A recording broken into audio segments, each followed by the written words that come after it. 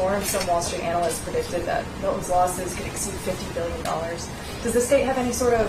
How the hell would a Wall Street analyst be able to know? It's been dark all day. What, you just going to know that you're going to do? I mean, like, give me a break on some of this stuff. They're doing damage assessments now.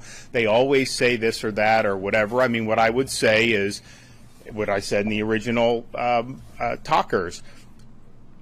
We had certain worst case scenarios in terms of going into Tampa Bay. A lot of places in Pinellas County, they had negative storm surge because it sucked the water out of the bay. So in terms of all that, where you'd see the entire Tampa Bay area underwater, that did not happen. The storm surge, it was most acute in Sarasota.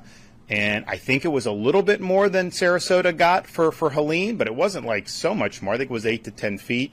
Helene, of course, got almost to 20 in Taylor County.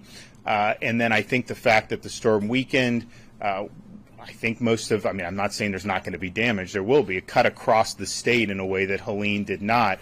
But in terms of just right now, the morning after, if I think back to like Hurricane Ian, I don't think that you're looking at similar amount of damage to Ian.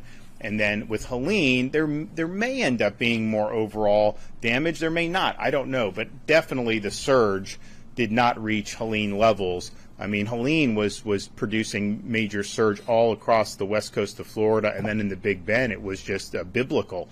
That was not necessarily what we happened here. Anything north of the storm had minimal surge on the west coast, and it was really kind of that Sarasota, Charlotte Harbor, down into Lee, Collier, but compared to what they had with Hurricane Ian, that is not on the same level. So we'll see. There'll be a lot more that'll need to be done to assess the extent of the damage. But what I think we can say is, we have a lot of resources in play here in Florida to be able to mitigate and get people back on their feet and get the state moving again. I think that's what people want. They want to get back in their homes. They want to see the roads clear. They want to see the bridges reopen. And so that's what our sole focus, so that we get people back.